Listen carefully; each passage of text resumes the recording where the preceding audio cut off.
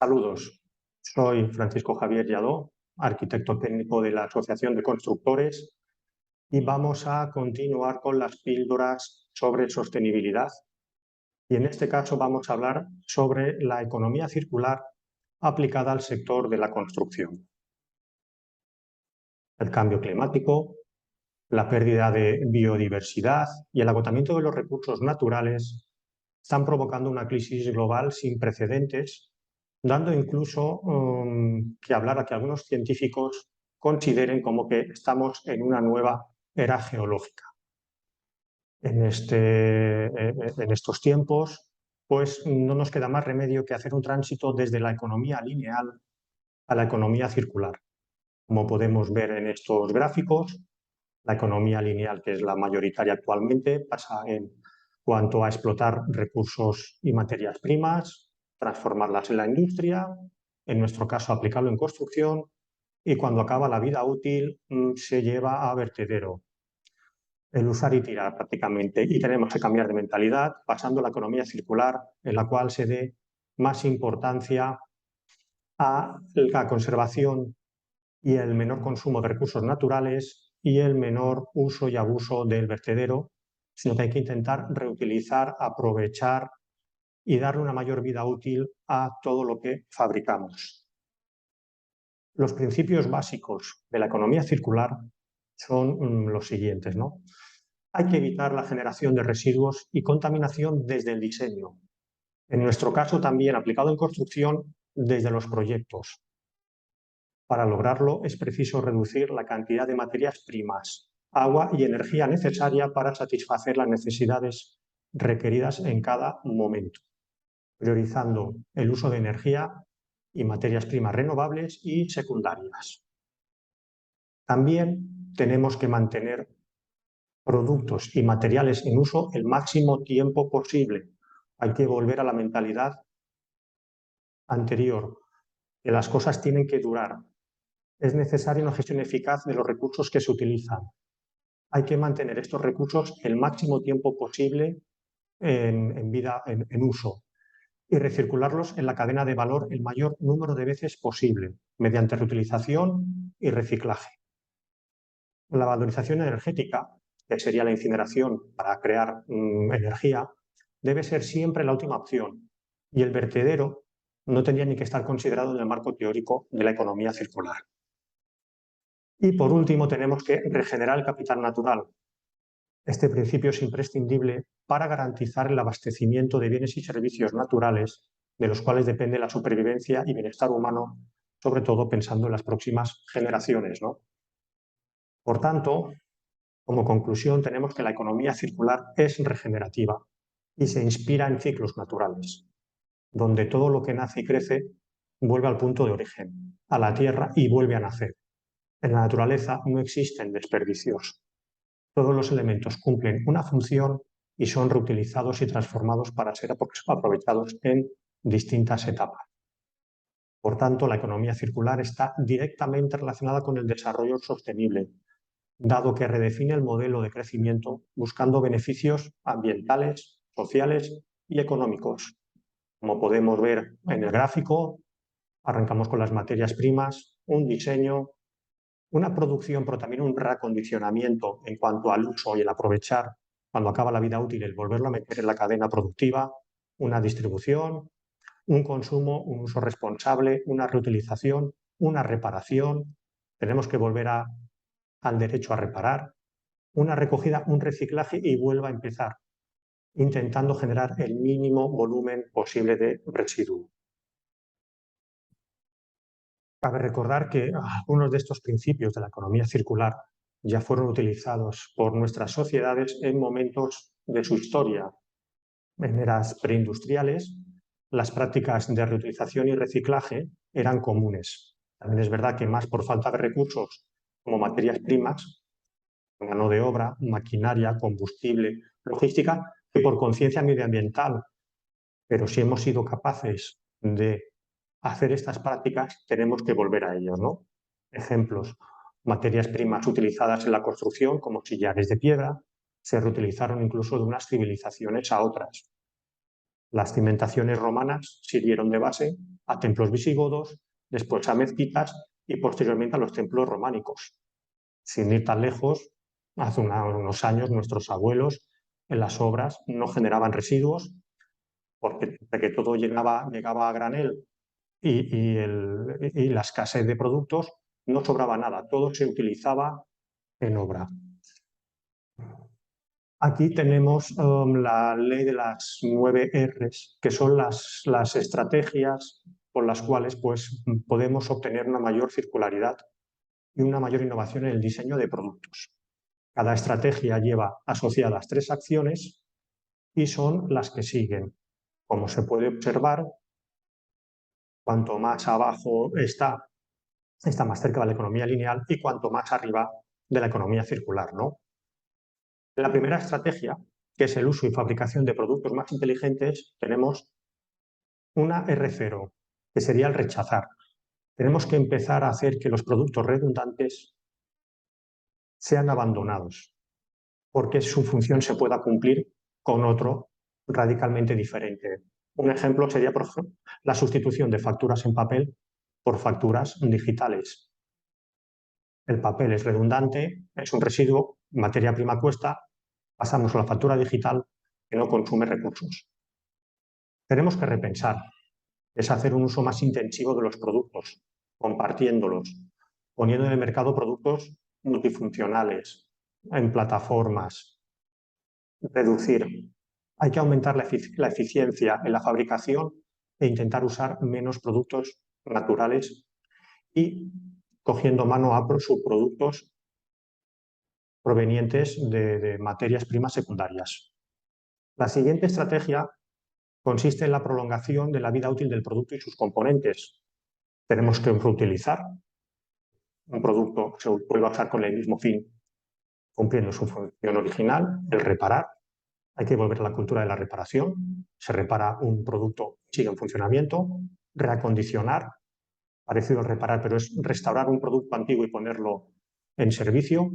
Remanufacturar, utilizar partes de productos desechados, de partes de ese producto desechado en un nuevo producto con la misma función y reconvertir. Utilizar el producto desechado, sus partes, en un nuevo producto con una función diferente. La última estrategia, la aplicación útil de los materiales, que sería el reciclar, procesos por los cuales se obtiene un material a partir de otro con la misma calidad o un poco menor. Por ejemplo, reciclamos a veces ladrillos machacándolos para utilizar como árido de relleno. Y el último sería la recuperación energética, que es la incineración. Aquí, como veis, incluso no se tiene en cuenta el tema del vertido. Otra forma de verlo es mediante el diagrama de mariposa, que la economía circular tiene en cuenta todo el ciclo de vida de un material o producto, desde la extracción de recursos naturales hasta el tratamiento de los residuos cuando llega a su final de vida útil. Los flujos de materiales se organizan en 2 conjuntos de ciclos que vamos a ver, el técnico y el biológico. Como se ve, los ciclos son concéntricos y cada ciclo que suceda al anterior implica mayor consumo de recursos y materiales energéticos.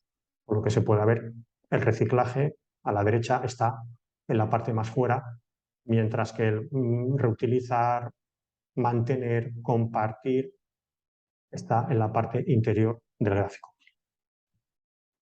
Ciclos biológicos del diagrama de mariposas, ¿no? Los ciclos biológicos, los materiales biodegradables, como era la madera y el algodón, después de haber pasado por varios ciclos de uso, se pueden reintegrar en la naturaleza de forma segura como nutrientes, gracias a los procesos naturales como el compostaje o la digestión anaerobia. La reutilización de los productos puede ser diversificada o en cascada. Por ejemplo, la lana se utiliza para fabricar ropa. En un siguiente uso se utiliza como material de segunda mano y finalmente se puede usar como aislamiento térmico. En un último paso, la lana, el día que ese edificio con ese aislamiento se derribase, que es un material biodegradable, se puede devolver a la biosfera de forma segura. En cuanto a los ciclos técnicos, aquí nos encontramos con materiales y componentes que no son biodegradables, como metales, plásticos y productos químicos sintéticos, ¿no? Por ello, es importante que el diseño permita que sean fácilmente reparados y que al final de su vida útil sus componentes puedan ser extraídos reutilizados o remanufacturados o reciclados en otros productos. El objetivo es que estos ciclos cerrados eviten la generación de residuos que vayan a vertedero. El primer ciclo se refiere a compartir, intercambiar, alquilar bienes o servicios en lugar de poseerlos. Ejemplos de consumo colaborativo: maquinaria, un vehículo, un espacio de trabajo. También incluye el reparar y mantener un producto prolongando su vida útil. Cuando no es posible el mantenimiento de un producto, en el segundo ciclo se lleva a cabo la reutilización y redistribución de los componentes del producto.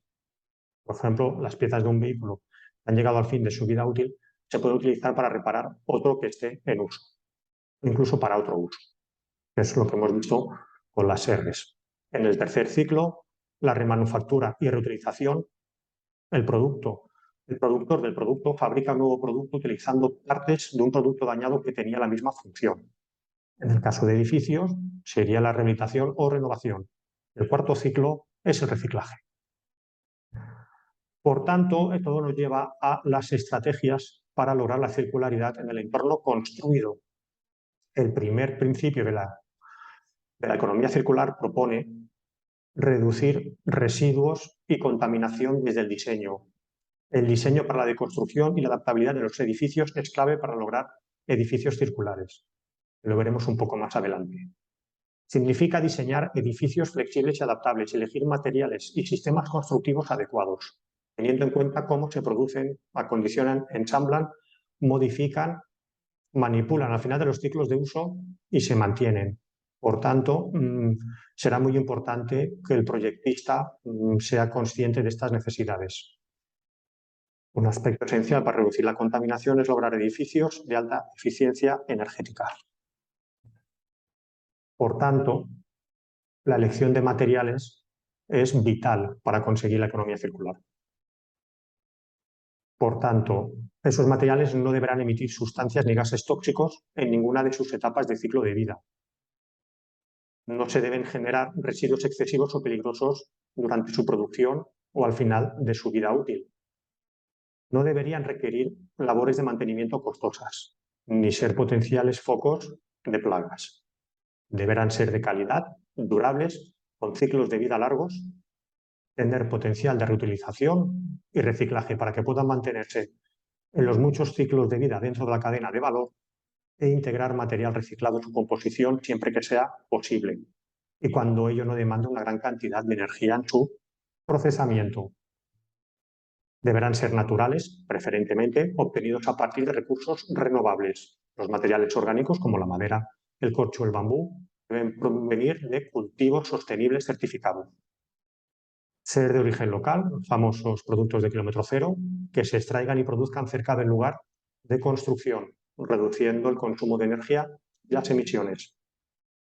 Deben ayudar a minimizar la demanda energética del edificio, por tanto deben tener buenas características aislantes térmicas y acústicas y que mejoren en lo posible las condiciones ambientales del exterior, como podría ser la utilización de cubiertas y muros verdes.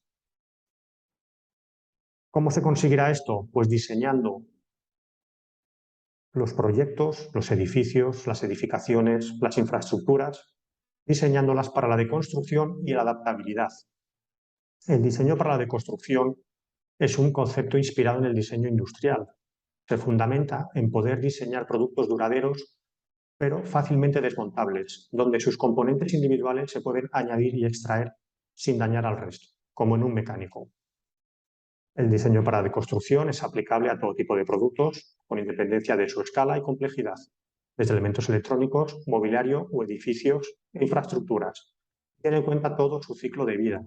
De ahí la importancia del proyectista mentalizado para conseguirlo. Luego tenemos el diseño para la adaptabilidad. Significa que un edificio sea versátil, convertible y ampliable para poder adaptarse a las necesidades presentes y futuras del mercado, alargando su vida útil, ¿no? Diseños que permitan usos alternativos con cambios mínimos, transformando distribuciones y en los que la rehabilitación y reforma no impliquen muchos residuos. ¿Cómo se puede diseñar un edificio? Hay que entender el edificio como un conjunto de sistemas con funciones distintas organizados en capas. Cada capa tiene un tiempo de vida determinado. El edificio deberá ser diseñado y construido para que estas capas sean independientes, Lógicamente, las más duraderas, como la estructura y la envolvente, no deben verse afectadas por la renovación de las capas menos duraderas. Por tanto, intentar que el sistema constructivo sea por capas. Concebir el edificio como un banco de materiales, es decir, la unión temporal de materiales que deben preservarse en buen estado para el siguiente uso. Elegir materiales y sistemas constructivos durables y, sobre todo, diseñar un edificio fácilmente desmontable. Habrá que empezar a utilizar más tecnología seca a la hora de construir, en la cual, más que derribar, demoler, se desmonte o deconstruya, ya sea para rehabilitarlo o para derribarlo al final de su vida útil. Por tanto, en el ámbito de la construcción hay que diseñar teniendo en cuenta la demolición selectiva o deconstrucción para maximizar el potencial de reutilización y reciclaje de sus componentes. Hay que reducir la variedad de materiales y sistemas constructivos. Hay que intentar reducir la cantidad de material empleado. Sobre todo, utilizar sistemas modulares y prefabricados. Los elementos pueden ser montados, desmontados y sustituidos. Utilizar conexiones, es decir, sistemas estándares, reversibles y accesibles. Realizar uniones mecánicas con tornillos, tuercas, accesorios, que no con pasta o ligantes, utilizando lo mínimo adhesivos y selladores. Cuanto más desmontable sea, menos residuos se generará y mejor se podrá reutilizar lo desmontado. De aquí llegamos a la deconstrucción. La deconstrucción pues irá tomando más fuerza con la economía circular.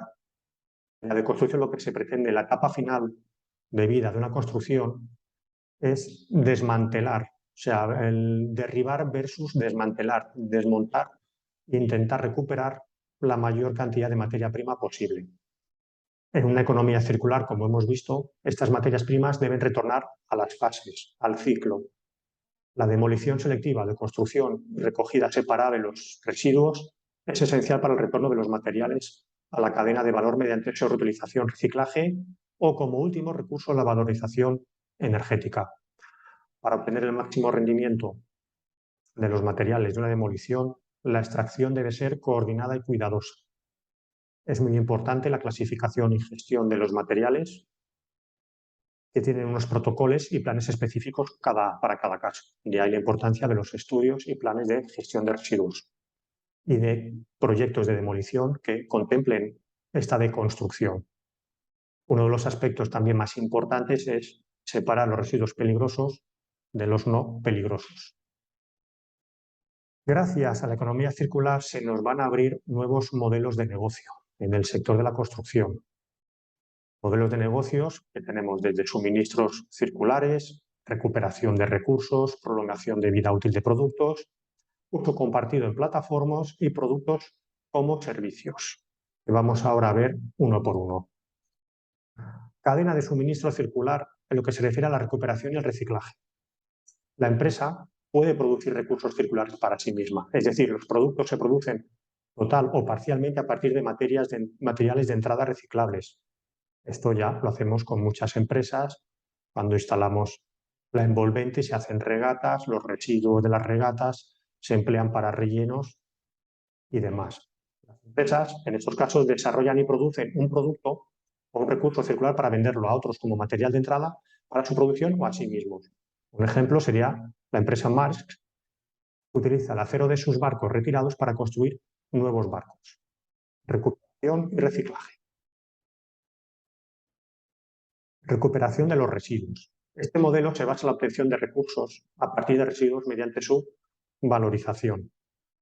Una empresa puede valorizar sus propios residuos o los de otras empresas, pero en estos casos incluye desde la preparación para la utilización hasta el procesado.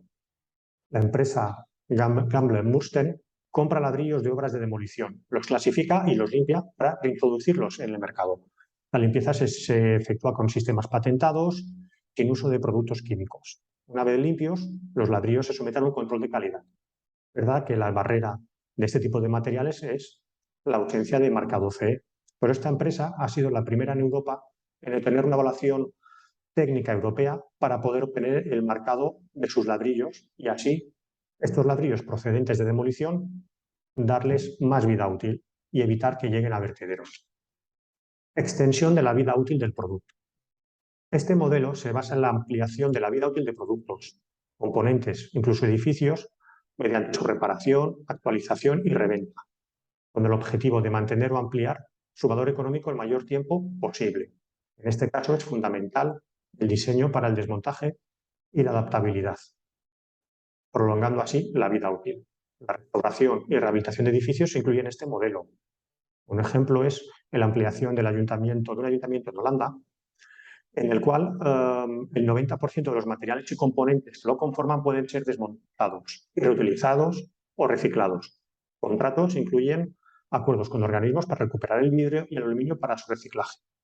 Además, después de 20 años, la madera estructural y los metales pueden devolverse bajo contrato a proveedores, desbloqueando un mínimo del 20% de su valor residual. Edificio hecho para ir poder cambiando piezas y extendiendo la vida útil del mismo. Otro negocio es la plataforma compartida, ¿no? Tenemos los coches compartidos, con el intercambio de viviendas, pues el modelo consiste en ampliar el uso de estos productos, de unos productos que el usuario no emplee de forma intensiva, compartiéndolos con otros usuarios. Para ello se utilizan plataformas tecnológicas como apps o redes sociales. Se ponen en contacto compradores, vendedores para alquilar, compartir o prestar productos de construcción, herramientas, maquinarias e incluso edificios. Cabe recordar que en la asociación durante un tiempo también hemos tenido esta herramienta en nuestra página web para que los asociados intercambiasen desde tierras de excavación, préstamos de andamios, compra-venta de vehículos, etcétera, utilizando pues, este sistema. Por ejemplo, también LoveRoots es una plataforma que conecta entre sí las obras de construcción para que puedan intercambiar materiales entre ellas como tierra o piedra. El objetivo es ajustar la oferta a la demanda y lograr un uso más sostenible y eficiente de los materiales. Por ejemplo, en tierra de excavación, en vez de llevarlo a cantera, a restauración, se puede utilizar como relleno en otra obra que lo necesite. Productos como servicios. Es el pago por uso. En los sistemas producto-servicio o servitización, el usuario, en lugar de tener la propiedad de su producto, paga por tener acceso a él o al servicio que proporciona un producto. De esta forma, la empresa que posee el producto y proporciona el servicio, que puede ser incluso el mismo fabricante, tiene interés en utilizar productos de mayor nivel y calidad, que sean fácilmente reparables y actualizables. Por ejemplo, la empresa EGC está implementando el modelo Light as a Service, donde retiene la propiedad de las luminarias y ofrece servicios de instalación, mantenimiento y actualización durante la duración del contrato. Como les sale a cuenta, lógicamente están desarrollando luminarias de piezas reemplazables que permiten mantener el 95% de la luminaria cuando ésta falla. Todo esto, a día de hoy, eran ventajas competitivas o ventajas diferenciadoras para las empresas. Pero cabe destacar, como veremos ahora, que en no mucho tiempo van a ser todas estas políticas obligatorias. Conseguir edificios más eficientes, la circularidad de la economía, la circularidad en la construcción, mediante una serie de normas que vendrán derivadas de propuestas europeas. Por ejemplo, tenemos la comunicación sobre el Pacto Verde Europeo, que es una hoja de ruta que pretende conseguir una economía sostenible, neutra en emisiones de carbono, competitiva y eficiente en el uso de los recursos. Siendo sus objetivos reducir a cero las emisiones netas de gases de efecto invernadero, disociar el crecimiento económico del consumo de recursos, mejorar la calidad de vida de los europeos, restaurar la biodiversidad y reducir la contaminación. Por tanto, esto van a ser en breve ítems obligatorios. Hasta ahora era una ventaja competitiva y este dentro de poco va a suponer que sea el mínimo necesario para poder continuar en el sector. Entre las iniciativas del Pacto Verde tenemos el nuevo Plan de Acción para la Economía Circular, que presenta iniciativas aplicables a todo el ciclo de vida de los productos. Es decir, los productos que se comercialicen en la Unión Europea deberán ser sostenibles, se legislará para ello. Los consumidores deberán recibir información sobre la durabilidad y la reparabilidad de los productos que adquieren. Se está viendo con nuevas normas sobre el derecho a reparar. Y hay que evitar a toda costa la producción de residuos y convertir en materias primas secundarias aquellos residuos que se produzcan. En el sector de la construcción, para concretar, el plan propone una estrategia integral para lograr un entorno construido sostenible basado en los principios de circularidad. Se introducirá en el reglamento de productos de la construcción requisitos sobre el contenido de materias secundarias, eliminando las trabas a aquellos productos que no tienen el marcado CE al no ser nuevos, aumentando la durabilidad y adaptabilidad de los edificios, integrar en la contratación pública la evaluación del ciclo de vida utilizando la herramienta Levels u otras herramientas para medir esta circularidad, revisar los objetivos establecidos en cuanto a los residuos y reducir la superficie de sellado del suelo, rehabilitar solares abandonados o contaminados e impulsar el uso seguro, sostenible y circular de los suelos excavados. Esta nueva ola de renovación, la Renovation Wave, es un documento que constituye un plan de acción en el que para el año 2030 se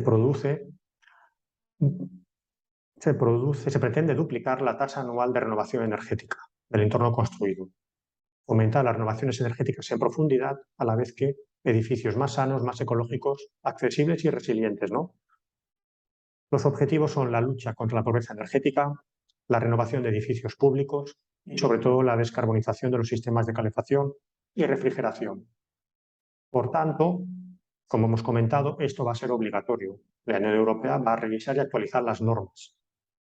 Se van a facilitar subvenciones y préstamos. Estamos viendo un anticipo con los fondos Next Generation, de los cuales se están subvencionando actuaciones en mejora de eficiencia energética y en envolventes térmicas. Ayudar a mejorar la capacitación para implementar estos proyectos. También se está viendo que la dificultad en conseguir las subvenciones de los fondos Next Generation consiste en que hay que justificar la disminución de emisiones y la mejora de eficiencia energética para obtenerlos. Se va a potenciar la construcción sostenible. Se apoyará la digitalización. Habrá un desarrollo y un enfoque al enfoque participativo, como el que se está viendo en conseguir comunidades locales para convertirse en productores de energía. Y se va a crear una nueva Bauhaus europea, es decir, lo que hasta ahora era una ventaja o no una necesidad, sino un añadido, va a ser un mínimo. O sea, creando una nueva Bauhaus europea donde ciencia y tecnología se mezclen, impulsando innovación y el diseño sostenible. Unir sostenibilidad con estilo. Por tanto, como conclusión, la economía circular en construcción ha venido para quedarse, va a ir siendo obligatoria, de hecho lo vamos viendo por tramos, en la normativa de edificio de consumo casi nulo, todas las normativas sobre gestión de residuos de construcción, iremos aplicando métodos de deconstrucción, irá cambiando la normativa, estaremos pues intentando conseguir el objetivo de la descarbonización y sobre todo el menor consumo de materias primas que son limitadas, intentando evitar por todos los medios el vertido de ningún tipo de residuo, sino que intentando alargar su vida útil, su reutilización, reciclado, reacondicionamiento para poder conseguir un planeta más limpio. Gracias por vuestra atención. Adiós.